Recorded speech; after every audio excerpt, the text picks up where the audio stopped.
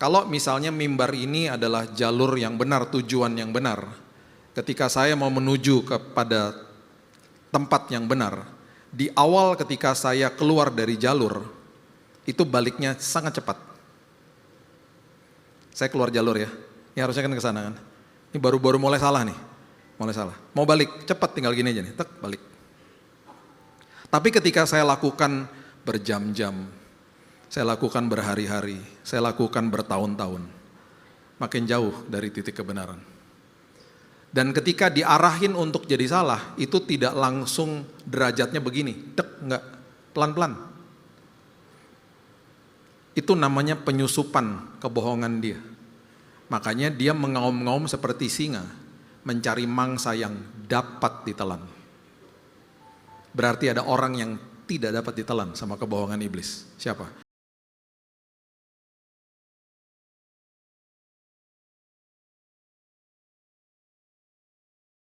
Raja, sumber atas segala sumber. Itu sebabnya Tuhan, hidup kami penuh kepastian karena ada Yesus. Terima kasih Tuhan, sebelum kami memiliki kesempatan untuk mengasihi-Mu, Engkau telah mati bagi kami Tuhan. Itu sebabnya hari ini Tuhan, anugerah demi anugerah yang telah Engkau berikan kepada kami nggak mau sia-siakan Tuhan. Paulus mengatakan kami harus menggunakan waktu kami sebaik-baiknya untuk menyerahkan hidup pikiran kami kepada Kristus Yesus, supaya hidup kami berkemenangan. Kami sambut firman-Mu dan kami percaya firman-Mu menjadi panduan atas kehidupan kami. Dalam nama Tuhan Yesus kami berdoa, kita sama-sama katakan amin, amin, amin, amin, amin, amin. Silakan duduk, shalom semua. Oke, kita buka sama-sama di 2 Korintus pasalnya yang ke-10. Kita baca ayat yang ke-5, 2 Korintus pasal yang ke-10 ayat yang ke-5. Kalau kita baca Korintus, Paulus menuliskan banyak hal kepada jemaat di Korintus, dan mereka ini adalah gambaran daripada jemaat yang kehidupannya banyak yang berontak, banyak yang tidak mau percaya sama Tuhan, banyak yang menolak Tuhan. Jadi jemaat ini makanya ditegurnya cukup keras, dan ini juga merupakan sebuah pelajaran bagi kehidupan kita. Firman Tuhan mengatakan kami mematahkan setiap siasat orang dan merubuhkan setiap kubu yang dibangun oleh keangkuhan manusia untuk menentang pengenalan akan Allah. Kami menawan segala pikiran dan menaklukkannya kepada Kristus. Bagian yang pertama, Paulus katakan bahwa ada banyak kubu yang dibangun oleh manusia untuk menolak pengenalan akan Allah. Menolak pengenalan akan Allah. Dan itu dibangun sama manusia. Dan apa yang manusia bangun, kita udah tahu pastinya di balik itu ada kuasa gelap yang menguasai hidup mereka. Dan saya udah pernah jelaskan di tempat ini juga bahwa kebohongan iblis atau keangkuhan manusia dan dibiarkan akhirnya bisa menghancurkan moral sebuah bangsa yang namanya Amerika. Kita tahu bahwa negara ini adalah negara yang didirikan di atas firman Tuhan, dan satu waktu ketika ada sebuah kelompok yang dibiarkan masuk untuk beraudiensi dengan Kongres, dengan wakil rakyat. Kalau saya narasikan dengan bahasa yang cukup ekstrim, mereka sebenarnya mengatakan ini kepada wakil rakyat atau kepada negaranya. Mereka katakan, saya mau berbuat dosa, tolong legalkan atau tolong validasi, tolong iakan kalau saya berbuat dosa. Dosa yang mereka maksudkan itu adalah, pertama kali adalah aborsi. Tolong legalkan kalau kami mau melakukan aborsi.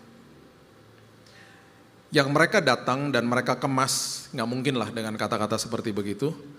Mereka lakukan dengan cara yang manipulatif, eksploitatif, dan mereka katakan bahwa kami punya hak penuh atas tubuh kami.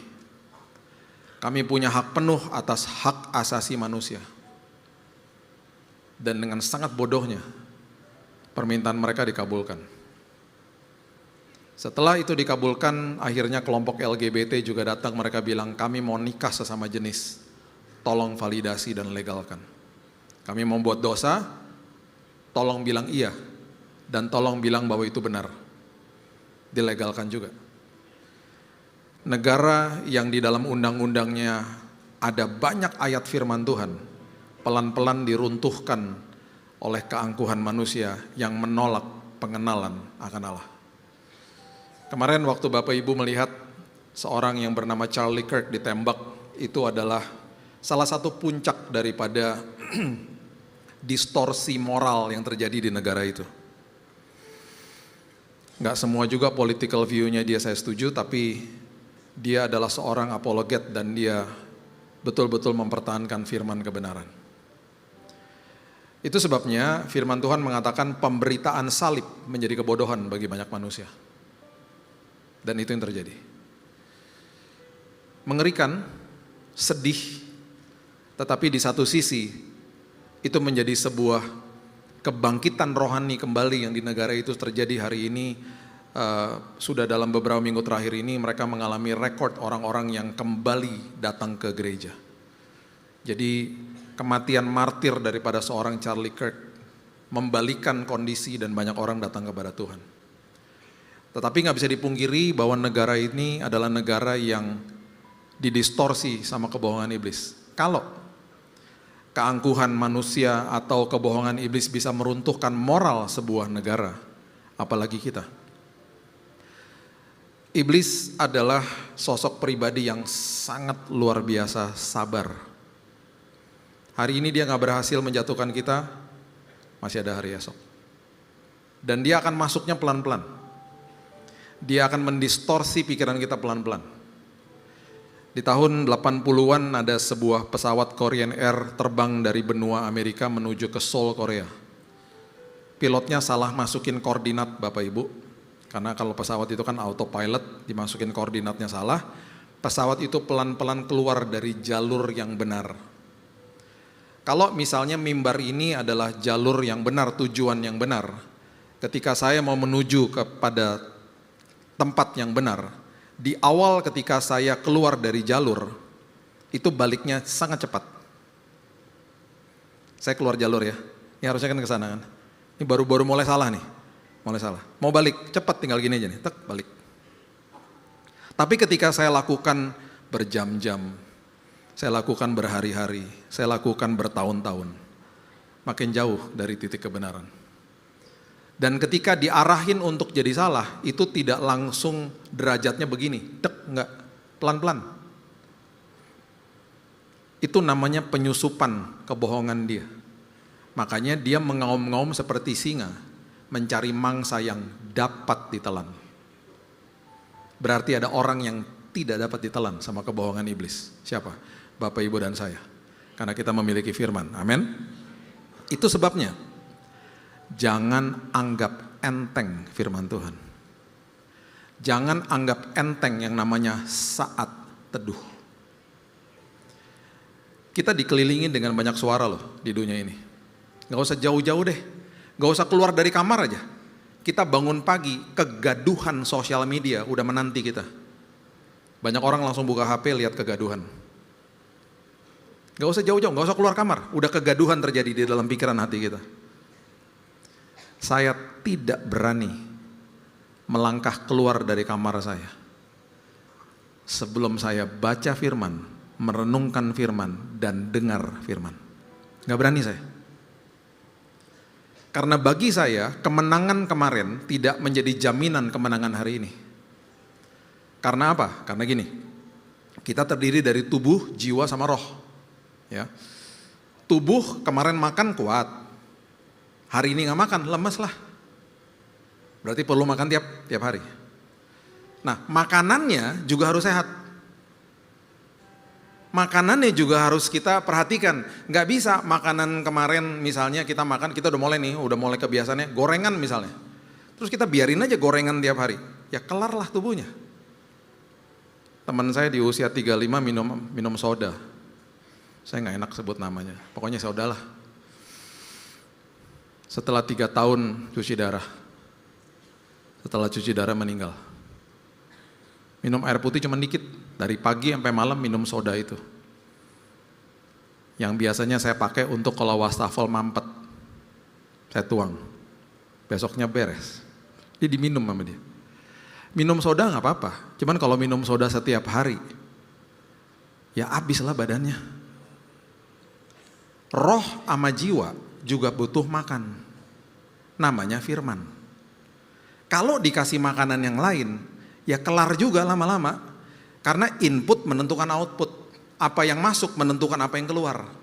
Tinggal tunggu ada tekanan yang keluar aslinya nanti. Seperti itu. Kalau gorengan, itu kalau bentuknya kelihatan ya kadang-kadang ya. Jadi kalau misalnya ayam goreng, ikan goreng, tempe, tahu goreng kelihatan lah bentuknya. Ada satu gorengan nggak kelihatan, namanya donat.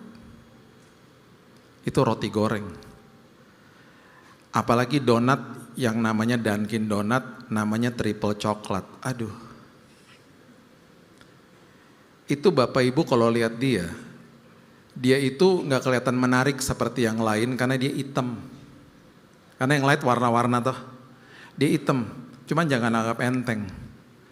Bapak Ibu gigit itu coklat, triple coklat, itu ada Nutella di dalamnya, meleleh di mulut. Beuh. Itu tantangan saya. Satu hari saya ada di airport Juanda di Surabaya, gate saya di ujung, saya udah tahu sebelah kiri saya ada Dunkin Donut. Jadi saya waktu jalan saya udah bilang dalam hati, Bill, penguasaan diri Bill. Bahasa roh aja, bahasa roh penguasaan diri. Tiba-tiba tuh donat panggil-panggil saya. Bill, lembut banget suaranya. Don't you miss me? Salahnya juga saya balesin, I miss you too. Waktu saya bilang I miss you too, salahnya saya noleh. Aduh. Saya samperin. Awalnya cuma dalam hati, udahlah lihat-lihatan aja.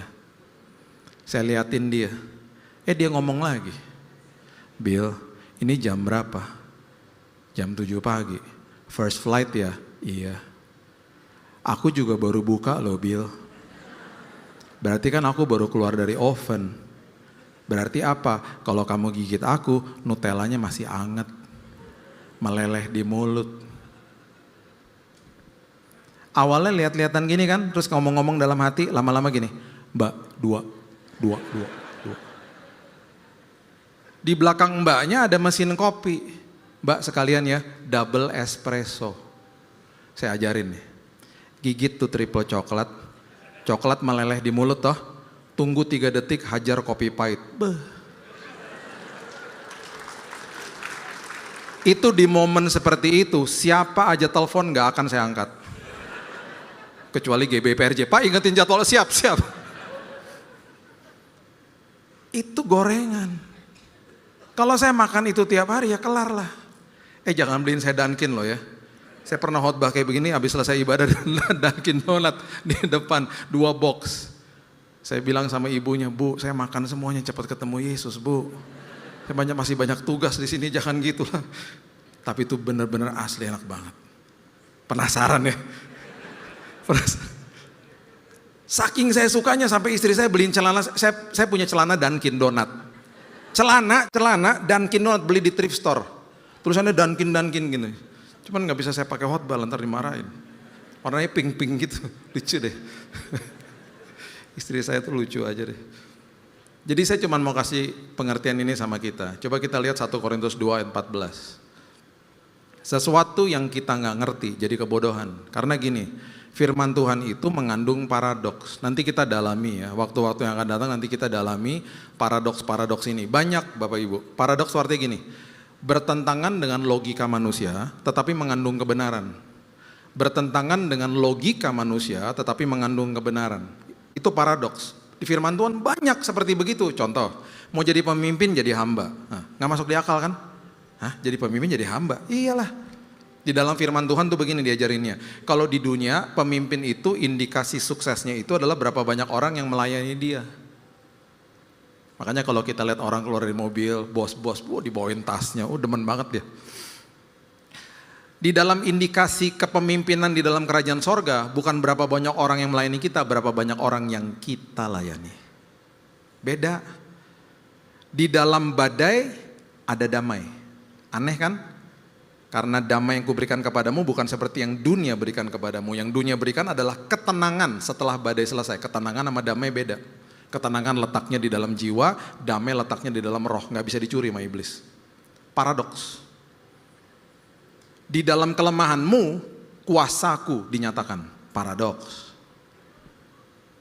Di dalam kemiskinanmu, engkau bisa menjadi dampak bagi orang lain. Tuhan yang kaya jadi miskin supaya kamu jadi kaya. Paradoks. Itu penuh dengan gituan semuanya. Itu sebabnya ketika itu tidak dimengerti, kita nggak mau renungkan firman, kita nggak mau ngerti. Jadi seperti ini nih. Tetapi manusia duniawi tidak menerima apa yang berasal dari roh Allah. Jangan baca ayat ini berpikir bahwa itu orang dunia. Bukan, kita ada sisi duniawinya. Duniawi kita nih ada jiwa sama tubuh kita masih bersentuhan sama dunia. Betul, rohnya sudah lahir baru. Jiwa tuh ada keputusan, ada pikiran, ada emosi, ada perasaan. Itu masih bersentuhan sama dunia. Manusia duniawi tidak menerima apa yang berasal dari roh Allah. Manusia duniawi kita nggak menerima apa yang berasal dari roh Allah. Karena hal itu baginya adalah suatu kebodohan. Dan ia tidak dapat memahaminya sebab hal itu hanya dapat dinilai secara rohani. Jadi prinsipnya ayat ini sedang mengatakan begini, apapun yang kamu nggak pahami jadi kebodohan. Bulan lalu saya diundang ke sebuah hotel sama teman saya, dia pemiliknya, di Bali. Lagi habis ngobrol-ngobrol breakfast, dia bilang gini, Bill, kamu tahu nggak pelukis namanya Alec Monopoly? Siapa tuh? Buka di IG-nya, keren deh. Terus saya lihat, tulisan Alecnya pakai C, Monopoly. Emang namanya Monopoly? Bukan. Kamu tahu nggak permainan Monopoly, board game? Itu ada sosok figurnya yang bapak-bapak pakai kumis. Jadi setiap kali lukisannya itu warna-warna, ada si bapak-bapak itu dilukis sama dia. Lucu deh gitu. Saya lihat, kerennya lukisannya gitu. Terus dia bilang gini, kamu nggak lihat di lobi kita ada, di lobi hotel tuh ada lukisannya. Saya bilang, oh ya? Saya udah ke hotel dia berkali-kali, saya nggak pernah ngeliatin. Kenapa saya nggak pernah lihat? Karena saya nggak ngerti lukisan. Jadi bagi saya sesuatu yang kita nggak pahami, kita nggak perhatiin. Kalau di lobi hotel ada pesawat, saya akan lihat. Mau dia kecil, saya pasti noleh karena saya suka pesawat. Sesuatu yang kita nggak pahami jadi kebodohan. Kita nggak peduli lah. Terus dijelasin terus dia bilang ini, itu karyanya dia keren banget Bill. Dan salah satu disumbangin ke hotel ini. Itu keren banget. Nah pas udah selesai ngobrol, saya ke lobi, itu besar banget lukisannya. Dan saya gak pernah lihat. Karena saya memang bukan interest. Saya gak interested sama gitu-gituan. Saya gak ngerti lukisan. Makanya teman saya waktu satu hari kasih lihat saya lukisan yang penuh dengan coretan-coretan gitu, abstrak gitu. Bagi saya kebodohan ketika dia bilang begini, itu ada artinya. Itu setiap goresan ada artinya, kamu mesti lihat lebih dalam Bill. Saya lihat lebih dalam, saya pusing. Nggak ngerti gue, saya bilang gitu. Bagi saya kebodohan ketika dia bilang itu udah ada yang beli, harganya 1M loh. Terus saya bilang gini, dalam hati ya. Gue tumpahin cat di kanvas, gue gini-gini jadi tuh kayak gitu. Saya nggak ngerti dunia lukisan soalnya. Jadi sesuatu yang kita nggak pahami jadi kebodohan, nah itu yang bahaya. Firman Tuhan banyak mengandung paradoks. Salah satunya lagi ada dikatakan begini, mendahuluilah dalam memberi hormat.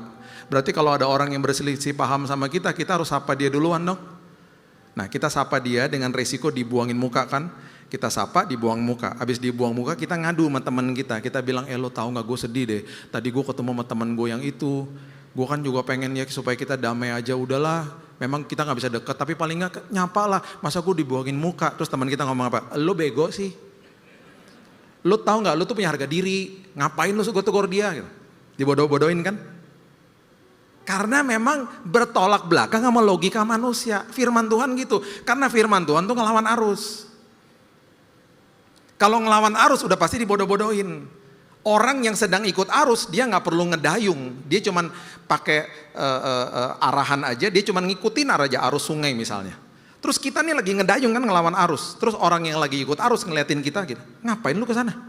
Mayoritas juga pada kesana. Ngapain lu repot-repot ngedayung ngelawan arus? Terus dikatain apa? Bodoh banget sih lu gitu. Paradoks. Itu sebabnya saya mau kasih kekuatan aja sama kita. Saya juga kalau bilang berkhotbah, kapanpun saya berkhotbah, saya juga ngasih tahu diri saya. Dan saya selalu bilang gini sama Tuhan, setiap hari kita ini punya blind spot. Jangan berpikir bahwa kita sempurna, hebat, dan enggak. Kita punya blind spot, yang bisa lihat tuh orang terdekat. Kalau dikasih tahu, dengerin. Jangan merasa paling benar, dengerin. Quick to listen, kata Yakobus. Kenapa dia nulis begitu? Karena dia adalah adik daripada Yesus. Dan bayangin ya, tiba-tiba dibilang ini, Yakobus, kamu tahu gak saya Tuhan? Hah? Jadi gak percayalah. Makanya dia tulis kitabnya, Be quick to listen. Lambatlah berkata-kata. Dengerin apa kata orang. Dengerin ada blind spot dalam hidup kita. Yang pertama pragmatisme. Pragmatisme itu begini. Sesuatu yang kita lakukan kita anggap baik. Kita pikir itu benar. Belum tentu yang baik itu benar. Sesuatu yang kita lakukan itu kita pikir itu efisien, kita pikir itu efektif, kita pikir itu aman dan nyaman, kita anggap itu benar. Bahaya banget. Gak semua juga begitu. Semua harus diuji dengan kebenaran firman. Amsal 14 ayat 12 mengatakan begini. Ada jalan yang disangka orang lurus, tetapi ujungnya menuju maut. Kita kalau keluar dari sini, kalau kita arah ke belok kiri situ Ancol ya. Ancol Jakarta Utara apa Selatan? Utara. Oke. Ngerti geografi. Kalau kita tinggal di pusat, kita mau ke Ancol, kita jalan yang benar ke utara apa ke selatan? Utara ya. Kalau tadi pagi saya bilang begini misalnya, saya mau ke Ancol misalnya, terus saya bilang gini, saya gak mau ke utara karena jalannya tidak baik, belum diaspal. Saya mau ke selatan aja karena saya dengar jalan ke selatan udah mulus. Nyampe tujuan gak? Enggak lah, sampai ke Bayoran saya. Tapi ketika saya bilang begini, walaupun jalannya gak baik, tapi jalan yang benar tuh ke utara. Sampai tujuan gak? Sampai. Jadi prinsipnya begini, di dalam sebuah kebaikan belum tentu benar. Di dalam kebenaran pasti membawa kebaikan. Makanya carilah dahulu kerajaan Allah dan kebenarannya, bukan kebaikannya. Jadi kebenaran yang hakiki, gak ada yang lain. Firman Tuhan, itu makanan paling sehat udah. Makanan paling luar biasa, jangan anggap enteng firman Tuhan. Saat teduh di pagi hari. Semua yang sudah berkeluarga, mesbah keluarga kalau malam. Jangan abaikan hal itu. Kita tadi dengar sendiri betapa pentingnya sekolah minggu. Saya ngalamin, saya aminkan itu. Yes, betul. Bapak Ibu punya anak, kirim ke sekolah minggu. Saya produk sekolah minggu. Saya pernah hidup nakal, saya bandel, saya jauh dari Tuhan. Tetapi selama saya jauh dari Tuhan, di belakang kepala saya nih selalu ada yang ngasih tahu. Dan saya udah tahu, satu hari gue pasti balik. Karena udah ada dasarnya, tau gak? Jadi setiap kali saya berontak, saya lakukan kesalahan apapun itu, di belakang pikiran saya, satu hari gue harus balik. Itu karena firman gak kembali dengan sia-sia. Saya bandel, saya di keluarga saya paling bandel, saya sama adik saya Jesse. Paling bandel kita udah. Tahun 98 kita berdua bertobat. Terima Yesus. Kalau Jesse dia bandelnya ketahuan, kalau saya nggak ketahuan, makin bahaya justru. Jadi karena saya waktu kuliah sampai master, MPS 2, summa cum laude. GPA IP-nya 4, jadi orang tua saya pada datang, wah hebat banget nih anak gua. Pas saya bertobat mereka gini, bertobat dari apaan? Bandelnya diem-diem, oh bahaya banget tuh. Karena gak mau ngecewain orang tua kan. Di belakang mereka saya ngawur hidupnya. Bahaya. Jadi saya juga ngalamin pragmatisme dalam hidup saya. Saya ngalamin hal-hal yang saya pikir benar dalam hidup saya. Saya sebelum kena penyakit kanker, Bapak Ibu, teman-teman dekat saya pada tahu lah semuanya. Saya adalah orang yang paling menghidupi pola hidup sehat. Saya makan sehat, saya olahraga, saya ngelatih orang di gym. Saya ke gym 5 kali udah kayak agama kedua deh. Pokoknya ke gym 5 kali seminggu, nggak bisa ditawar-tawar. Itu udah pola hidup. Saya diajak mau hangout apa, saya nggak mau. Saya ke gym. Jadi tanpa saya sadari ya, saya akhirnya mengidolakan pola hidup sehat. Saya nggak sadar terjadi kesombongan di dalam sini tapinya. Dan saya berpikir saya udah melakukan yang baik karena saya ngelatih orang aja for free. Ada 2 orang cerita sukses datang ke saya. Yang satu gemuk, dia mau turun 20 kilo mau jadi pilot. Yang satunya kurus cungkring, dia mau jadi ikutan kompetisi. Latihan sama saya 1,5 tahun. Saya bilang komitmen ya guys. Latihan, free. Yang 20 kilo, yang mau turun 20 kilo, turun 20 kilo. Hari ini dia jadi salah satu kapten maskapai penerbangan luar biasa. Berhasil. Yang satu yang kurus, juara 2, ikut kompetisi. Saya ngelatih mereka, jadi dalam pikiran saya udah lakukan yang baik-baik aja. Salahnya saya gak pernah cek darah memang, waktu saya kena kanker darah. Kenapa? Karena saya takut jarum. Jadi kalau istri saya bilang, ayo dong cek darah. Sudahlah, darah Yesus menyucikan. Saya ada 2 ketakutan dalam hidup saya. Saya takut sama jarum, saya takut juga sama toke. Ada nggak yang takut sama toke? Saya aneh sendiri ya. Tapi saya dipertemukan sama apa yang saya takut. Waktu saya kanker darah kan jarum masuk semua. Jadi sekarang saya udah kebal sama jarum, udah oke lah. Sama toke juga gitu. Tuhan pertemukan saya sama dia. Saya lagi gantung handuk pagi-pagi di kamar mandi ya. Kita kalau bangun pagi kan kadang-kadang otak nih masih belum nyatu gitu ya. Saya taruh handuk, ada dia tuh di situ di atas tempat handuk. Kan berarti jaraknya dekat banget. Terus saya pelotot-pelototan gini. Dalam pikiran gini, ini kenapa cicak hari ini jadi pada gede-gede ya gitu. Pikirannya gitu. Terus lama-lama gini, ini bukan cicak nih, ini toke gitu. Kan ada tutul-tutulnya kan badannya kan. Saya teriak dong, Gaby gitu. Istri saya namanya Gaby. Ada apaan sih pagi-pagi teriak-teriak, ada toke gitu. Saya keluar dari kamar, dia masuk ke kamar mandi, dia gini tiba-tiba. Ini lucu banget, lucu banget. Buat dia lucu, buat saya serem. Sebelum saya pergi kerja saya kasih tahu sama Mbak di rumah, Mbak, tangkep tuh toke Mbak. Karena toke harganya mahal Mbak. Saya kasih motivasi. Harganya mahal Mbak, 700-800 ribu loh Mbak. Kalau Mbak tangkap, Mbak jual, uangnya buat Mbak aja. Saya kasih motivasi, supaya dia tangkap sama dia. Sampai hari ini gak ketangkep. Tapi saya udah ketemu sama dia, jadi kalau saya ketemu lagi saya aman lah gitu. Nah udah ya, saya sakit ya. Sakit, ini pertobatan saya. Pertobatan saya gini. Pola hidup sehat hanya memberikan tubuh kita fit. Kesehatan itu datang dari Tuhan. Gak bisa yang lain. Gak bisa yang lain. Saya terjebak di dalam pragmatisme. Saya terjebak di dalam sesuatu yang saya pikir baik itu benar. Belum tentu. Blind spot. Makasih ya Tuhan, saya bertobat lagi Tuhan. Nah pola hidup saya sekarang ini, saya bilang ini, Tuhan tiap hari. Kalau perlu tiap hari Tuhan perubahan terjadi. Dan saya mau supaya saya mendengar kata-kata orang Tuhan. Apalagi orang terdekat saya. Yang kedua sama ketiga, ini materialisme sama hedonisme Bapak Ibu. 11-12 lah, mirip-mirip. Materialisme itu adalah sesuatu yang kalau kita mengidolakan, menjadikan Tuhan itu materi. Kalau hedonisme itu manusia yang mengejar kesenangan. Hati-hati dengan hal seperti ini. Coba baca sama-sama 1 Timotius pasal yang ke-6, ayatnya yang ke-7. Mengatakan begini. Sebab kita tidak membawa sesuatu apa ke dalam dunia, dan kita pun tidak dapat membawa apa-apa keluar. Saya dan saudara nggak bawa sesuatu apa ketika kita hadir di bumi ini, kemudian ketika nanti kita pulang ke rumah Bapa kita nggak bawa apa-apa. Semua kita, termasuk seluruh orang di bumi ini, semuanya keluar dari rahim ibu. Amin. Nggak ada yang keluar dari rahimnya dinosaurus, semuanya rahimnya ibu. Dan semua kita keluar dari rahim ibu, semua kita nggak pakai baju. Betul ya, setuju ya?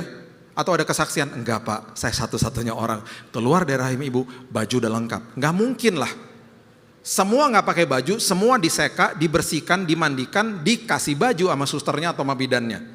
Saat dikasih baju, seorang bayi yang masih merah yang baru keluar dari rahim ibu, bisa komplain enggak? Bisa pilih enggak bajunya? Enggak bisa.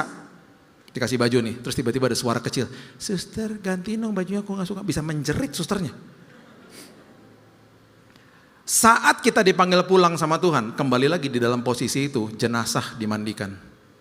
Dan kembali dikasih baju. Bisa pilih bajunya? Gak bisa. Saya ngasihin baju buat papa saya. Jenazahnya saya ngasihin sepatunya. Di peti mati. Ketika orang datang melayat. By the way, saya baru tahu bulan lalu, melayat itu artinya melihat mayat.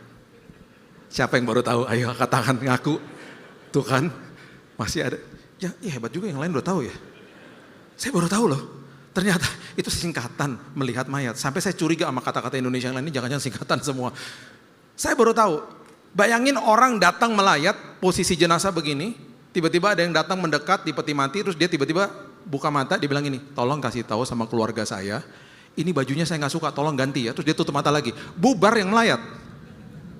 Gak bisa lah, di dalam dua posisi ini, tenang itu pesawat TNI AU, bentar lagi tanggal 5 Oktober mau hari ABRI. Itu mereka lagi terbang latihan, oke? Kenapa saya tahu ini? Kan saya udah kasih tahu saya suka pesawat.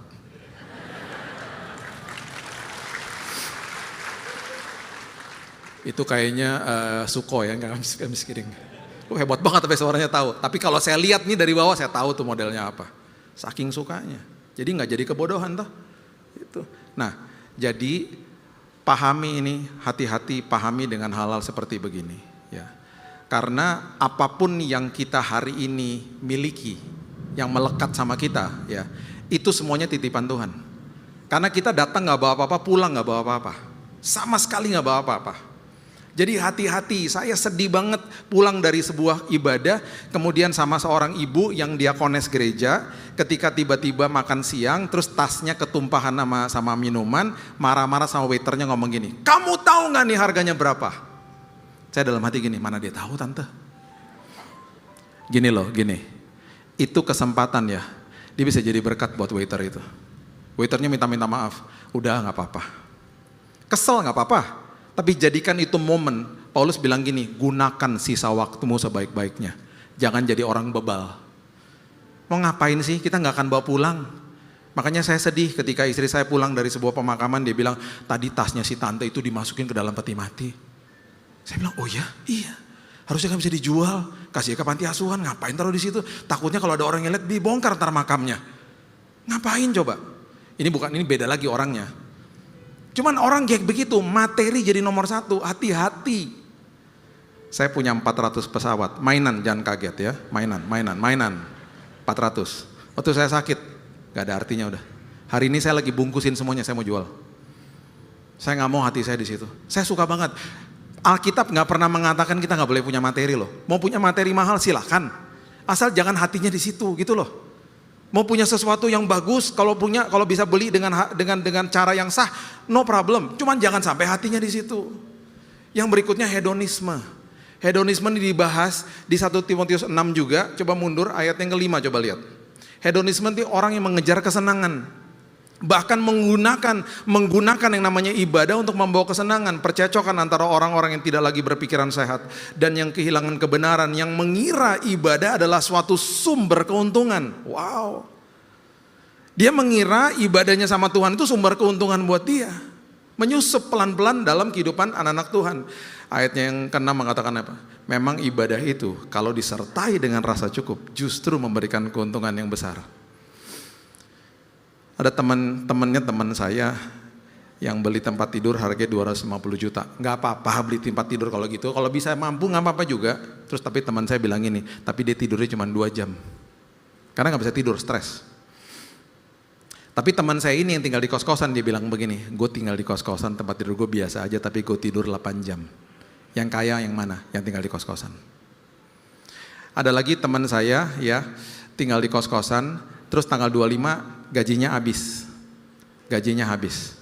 Waktu gajinya udah habis ya, ini yang dia katakan. Dia datang kepada saya nangis. Terus saya bilang gini, lo kenapa? Lo mau minta duit? Enggak Bill, gue nangis bukan minta duit. Gue nangis karena gue terharu sama cara Tuhan dalam hidup gue. Oh ya, kenapa? Karena abis tanggal 25 sampai awal bulan depan itu gue makan paling enak. Kok bisa? Itu dia Tuhan. Ada aja yang ngajakin gue makan, ada aja yang ngirimin gue makanan, ada aja yang nyuruh gue jadi WL, padahal kan gue gak bisa nyanyi Bill. Ntar gue dapat PK. Jadi dari tanggal 25 sampai awal bulan depan, itu gue makan paling enak. Gue gak minta uang Bill. Gue lagi ngasih tahu sama lu bahwa betapa hebatnya Tuhan gue. Tiap bulan dahsyat banget Tuhan pelihara gue, dia bilang gitu. Nah, gak lama dari setelah dia ngomong begini, ada temen juga yang punya apartemen, punya rumah di mana-mana. Pokoknya secara materi kaya lah. Dua-duanya ke gereja ya, dia 2 orang ya. Gak lama setelah teman saya ngomong ini, teman yang punya apartemen banyak itu loncat dari apartemennya, bunuh diri.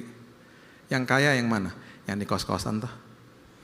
Makanya carilah dahulu kerajaan Allah dan kebenarannya, baru segala sesuatu ditambahkan. Bukan sekedar kesenangan, senang gak masalah. Bukan sekedar kesenangan, kesenangan tuh letaknya di dalam jiwa, bisa hilang kapan aja loh. Tuhan bukan kasih karunia cuman kesenangan, sukacita. Sukacita itu letaknya di roh, gak bisa dicuri sama iblis. Dalam. Makanya yuk kita kejar kebenaran firman. Makanya saya sedih ketika ada bisnismen datang kepada saya berapa bulan lalu ngomong gini, Pak kan saya baru bangkrut ya, Bapak nanti tolong doain tempat saya ya Pak, saya kebetulan lagi sama dia. Terus untung dia ngomong gini, Pak nanti habis Bapak doain tempat saya yang baru, saya bisa balik tuh Pak ya, kayak dulu lagi ya. Balik kayak dulu. Kalau gak balik gimana? Oh bisa ya Pak nggak balik ya? Ya bisa lah. Karena saya ngerti hatinya, jadi saya akhirnya ngobrol dulu sama dia. Karena saya bilang gini, kalau Bapak nggak paham, saya nggak akan doa. Karena bagi saya, Bapak menyatakan itu berarti Tuhan itu dewa, saya dukunnya. Iya dong. Lu ngajakin gue datang ke sana, suruh jampi-jampi tempat lu dapat keuntungan, enak aja menggunakan ibadah bawa keuntungan, nggak gitu. Kalau Bapak nggak dibalikin kayak dulu, gimana? Yang lebih penting kan dapat damai sejahtera, dapat kesehatan loh Pak. Itu lebih penting. Iya ya Pak, itu kekayaan Tuhan dan Dia tahu porsi yang pasti, yang pas buat Bapak. Setelah dia ngerti baru kita doa. Oke, yang keempat, namanya relativisme. Relativisme itu begini. Buat kamu benar, buat gue belum tentu benar. Relatif. Dan kalau diperdalam lagi, yang dilakukan rame-rame dianggap benar. Yohanes 17 ayat 17. Coba lihat. Yohanes 17 ayat 17 mengatakan begini. Kuduskanlah mereka dalam kebenaran. Dan firman Tuhan mengatakan apa? Firman-Mu adalah kebenaran. Hakiki udah, nggak ada yang lain. Absolut. Nggak ada yang lain. Jadi, jangan mentang-mentang dilakukan rame-rame, ikut-ikutan. Menyusup ke dalam gereja, oh jelas salah satu doa-doa di dalam gereja yang membuat saya sedih adalah begini. Doa syafaat, Tuhan jangan tinggalkan kami Tuhan. Tuhan bilang gini, itu Roh Kudus yang saya kasih buat kamu, itu meterai keselamatan. Tidak pernah sepersekian detik pun dia tinggalin kamu. Janganlah doa kayak begitu. Kalau saya tanya, mereka pasti ngomong gini, kan dilakukan semua orang, ikutan. Dilakukan rame-rame, dianggap benar. Harusnya apa? Makasih ya Tuhan, bahwa Engkau tidak pernah tinggalin aku. Yang ninggalin Tuhan tuh kita. Tuhan gak pernah ninggalin kita. Jangan pernah doa begini, Tuhan layakan kami. Enggak, harusnya doanya Tuhan terima kasih kami sudah dilayakan. Karena kematian-Mu di kayu salib. Jangan doa begini juga, Tuhan jadikan kami segambar dan serupa. Enggak, Tuhan terima kasih kami sudah diciptakan segambar dan serupa. Tuhan ketika ada masalah tolong supaya masalah itu membuat semua sampah yang ada di dalam sini ke detox, keluar. Supaya gambar dan rupa Tuhan yang ada di dalam sini terpancar keluar Tuhan. Itu yang benar. Tuhan kami mau hidup taat supaya kami kudus. Enggak, Tuhan kami mau hidup taat karena kami sudah dikuduskan. Diuji kembali, lihat firman-Nya. Firman itu kunci dari segala-galanya. Ya, percuma saya dapat mobil, kalau ada yang kasih saya mobil, atau saya kasih Bapak Ibu mobil, terus saya kasih BPKB sama STNK. Bapak Ibu kan nanya apa? Kuncinya mana Pak? Firman Tuhan juga gitu. Udah ada kebenarannya, kita udah lihat nih semuanya. Tapi kalau nggak pegang kuncinya, nggak bisa dilakukan akhirnya. Nggak bisa jalan dipandu sama firman. Apalagi, firman itu paradoks. Yang terakhir, namanya sekularisme. Sekularisme itu artinya memilah-milah Tuhan. Makanya banyak frasa diucapkan sama manusia begini, Tuhan adalah bagian dari hidup saya. Enggak, Tuhan adalah segalanya dalam hidup saya. Roma 1 ayat terakhir, ayatnya yang ke-28 mengatakan dengan jelas, dan karena mereka tidak merasa perlu untuk mengakui Allah, maka Allah menyerahkan mereka kepada pikiran-pikiran yang terkutuk, sehingga mereka melakukan apa yang tidak pantas. Kenapa? Gini, sederhana deh. Jangan sebut hari Minggu hari kudus, sementara hari Senin sampai hari Jumat itu hari kerja, jangan. Hari Minggu hari kudus di dalam gedung gereja, hari Senin sampai hari Jumat hari kudus di tempat pekerjaan saya. Tiap hari hari kudus. Jangan pilah-pilah Tuhan. Akhirnya ya, pemahaman paradigma yang paling salah itu adalah begini. Pelayanan kamu di mana? Kita sebut organisasi gerejanya, padahal kita cuma pelayanan di sana seminggu sekali. Semua yang kita lakukan full time, itulah pelayanan kita. Saya rindu ya, paradigma kita diubah. Pelayanan kamu di mana? Saya teller bank, Pak. Pelayanan kamu di mana? Saya pilot, Pak. Pelayanan kamu di mana? Oh, saya OB, Pak. Saya lawyer, Pak. Saya arsitek, Pak. Saya barista, Pak. Semua yang kita lakukan full time, itulah pelayanan kita. Kalau kita full time di dalam organisasi gereja, ya itulah pelayanan kita. Jadi jangan pilah-pilah Tuhan. Dimanapun saya berada, berarti Tuhan tempatkan saya di sana. Saya diminta untuk mengkolonisasi bumi, menularkan budaya kerajaan sorga dimanapun saya berada. Saya paham hari ini saya gerejanya, ini gedungnya. Ketika saya keluar dari tempat ini, ibadah jalan terus. Dimanapun saya injak tempat itu dengan kaki saya, tempat itu berubah jadi tempat ibadah. Sesuai dengan fungsi saya. Ketika saya masuk ke dalam rumah, fungsi saya sebagai seorang ayah, sebagai seorang suami, sebagai seorang anak yang saya tinggal dengan orang-orang seperti ini, saya akan lakukan fungsi saya dengan baik. Itu ibadah saya. Saya masuk ke dalam sebuah mall, saya adalah customer yang terbaik. Ketika saya dibukain pintu, saya akan bilang terima kasih mas satpamnya. Makasih mas. Banyak orang cuma nyelonong aja. Saya akan tatap wajahnya, makasih ya Mas. Itu ibadah. Kita nggak akan pilah-pilah Tuhan lagi. Semua langkah hidup saya dipimpin sama Dia. Karena Dia adalah segalanya dalam hidup saya, bukan bagian dari hidup saya. Segalanya, semua aspek hidup saya, orientasinya, semua tindakan, semua keputusan, orientasinya Tuhan. Yesus adalah segalanya dalam hidup saya. Amin. Saya berdoa pemahaman firman ini bukan menjadi kebodohan, tetapi menjadi sebuah kekuatan bagi kita. Karena makin kita pahami, firman Tuhan jadi kehidupan bagi kita. Berikan tepuk tangan kita untuk Tuhan kita. Bapak yang baik, terima kasih buat hari ini. Aku berdoa, aku urapi semua yang hadir. Tuhan, urapi mereka Tuhan dengan kasih karunia Tuhan, dengan kebenaran firman Tuhan. Dan aku berdoa bagi yang sakit disembuhkan, bagi yang membutuhkan pemulihan hari ini dalam kondisi apapun Kau pulihkan mereka Tuhan. Firman-Mu adalah jawaban dari segala-galanya, firman-Mu adalah sumber daripada kehidupan, bahkan sumber daripada kesembuhan yang kami butuhkan hari ini. Kami percaya firman-Mu menjadi kunci dalam kehidupan kami, dan Engkau sendiri mengatakan di Ibrani bahwa firman itu yang menopang kehidupan. Itu sebabnya hari ini Tuhan, firman itu yang menciptakan yang tadinya tidak ada jadi ada. Firman itu yang menciptakan kami sebagai manusia adalah firman yang kami hidupi setiap hari. Dan itu yang memerdekakan kami. Mengucap syukur buat kasih karunia Tuhan. Mengucap syukur buat kasih Tuhan yang luar biasa. Terima kasih juga buat firman-Mu. Terima kasih Bapak yang baik, hanya di dalam nama Tuhan Yesus aku berdoa dan mengucap syukur. Kita sama-sama katakan amin. Tuhan berkati.